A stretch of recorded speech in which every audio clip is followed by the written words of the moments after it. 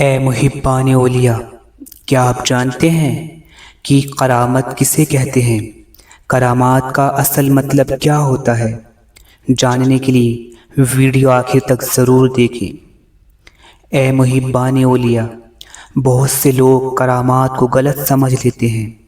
کوئی اسے جادو سمجھتا ہے، کوئی اللہ کے علاوہ کسی اور کی طاقت مان بیٹھتا ہے، تو کوئی ولیوں کے بغض میں کرامت کو ہی نہیں مانتا۔ تو آئیے صحیح اسلامی نظریے سے سمجھتے ہیں کہ کرامات کسے کہتے ہیں۔ کرامات وہ خارق عادت کام یعنی وہ حیرت انگیز عمل ہوتا ہے جسے اللہ تعالیٰ اپنے کسی ولی کے ہاتھ پر بنا نبوت کے دعوے کے ظاہر کراتا ہے۔ یعنی اولیاء اللہ سے جو حیرت انگیز عمل صادر ہوتا ہے اسے کرامات کہتے ہیں، جیسے غوث پاک کا مردے جلانا، خواجہ غریب نواز کا انا ساگر کو پیالے میں بھرنا، اصحاب کہف کا 300 سال غار میں سونا، حضرت مریم کو بنا موسم کے پھل ملنا، یہ سب اولیاء اللہ کے کرامات کی ہی مثالیں ہیں۔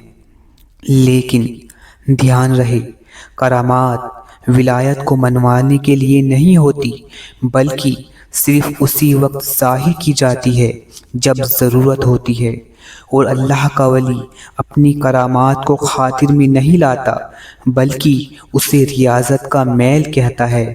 دھیان دیں کہ کرامات اور معجزے میں ایک اہم فرق یہ ہے کہ معجزہ انبیاء کرام کے لیے خاص ہوتا ہے اور بالخصوص ظاہر کرنے کے لیے ہوتا ہے، جبکہ کرامات اولیاء اللہ کے لیے خاص ہوتی ہے اور وقت پر ہی ظاہر کی جاتی ہے۔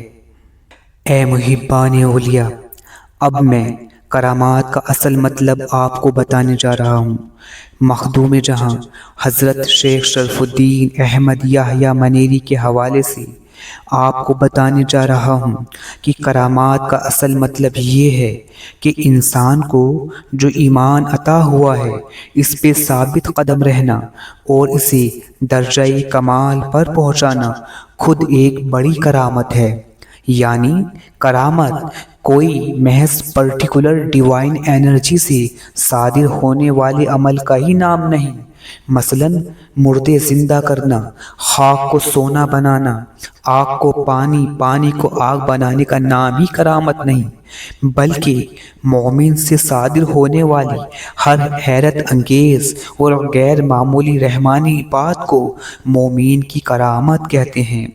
اور اس طرح اولیاء اللہ کی پوری زندگی ان کا ایمان و توکل، اخلاص و ادب، عاجزی و انکساری، صبر و شکر و جہود و تقوی و استقامت، یہ سب بھی کرامات کا ہی حصہ ہے۔ یعنی یہ سب بھی ایک طرح سے کرامات ہی ہیں، جیسے صابر پاک کا 12 سال فاقے سے رہنا، یہ سب صبر و استقامت کے ساتھ کرامات بھی ہے۔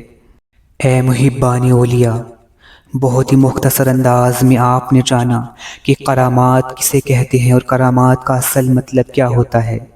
اے محبان اولیاء، اگر آپ اولیاء اللہ و صوفیاء کرام پر اسی طرح مزید جانکاری حاصل کرنا چاہتے ہیں تو فوراً ہمارے چینل کو سبسکرائب کر ہمارے ساتھ اس روحانی سفر میں جڑ جائیے۔